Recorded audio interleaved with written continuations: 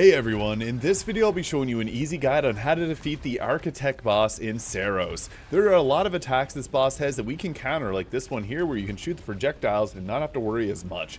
I'll be taking you through all the best strategies in this fight. The best weapons I would recommend bringing are both the Smart Rifle or the Repeater Crossbow. And for the power weapon, Prominence is a solid one, but you can get by with Nova Lance, which is what I used in this fight. And your power weapons are going to do an insane amount of damage against this boss. That's like my #1 recommendation.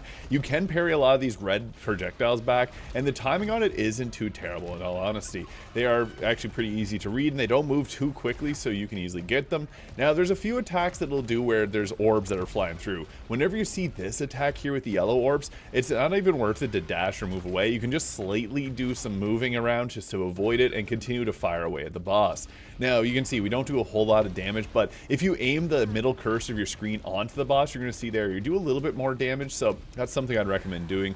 And again, for that phase there, you're just moving to the right of those, and you can actually dash and then do a melee attack to parry those, as you saw there. Once you defeat the first health bar, it's going to bring out some new moves, and it also drops down a bunch of orbs for us to take and absorb into power. But for the second phase, it brings out this move. Now, if you screw it up like I did there, and you see that little red circle in the bottom middle of the screen, that means that I can't summon my shield. If that happens, you can actually dodge to the side of that. Although with that red and blue one, it's obviously meant for you to go in the middle and absorb the projectiles there, so that'd be the optimal way to do it. But you can go to the dodge to the side and avoid it as well.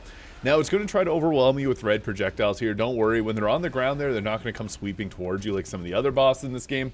And again, you can see exactly what I mean there. Like if you're not in a good position to jump for the blue in the middle, it's sometimes just best to avoid it altogether. I end up getting hit there unfortunately, but yeah, the boss does try to overwhelm you often. In the second phase, it brings this attack out, and if you don't shoot any of those, you're going to take damage. It's like near impossible to avoid without shooting the orbs, and it'll sometimes chain this attack back to back. I actually don't mind getting that attack after learning how to deal with it.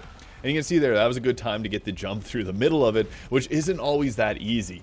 You can also jump on top of the red projectiles and parry them, as you saw there. The parry in this game is very generous. As we get to the third phase, this is where it brings out this attack, which is where I took most of my damage in this fight. So when it jumps away, it's going to do a projectile wave. So every time it bounces down and then you get sent flying, I would actually recommend pausing before you do your pullback onto the map, because I unfortunately just kept getting hit by those waves when it jumps, or you can just time it to jump a little better. I didn't end up using my overdrive for the whole fight. I probably should have popped that a little bit sooner, but I wanted to save it for this third phase because I know this phase is not very fun. And then it's going to try and slam and do some attacks like this. It has that red wave it'll do as well. Those are pretty easy jump rope, jump over it type attacks. It will bounce around and be very mobile during this, but one thing I want to recommend is I was being dumb here and keeping all my power stored. If I were to shoot at him once with Nova Lance, it would have taken him out, so don't be afraid to do that. If this video is useful, please hit the subscribe button below for more Saros content.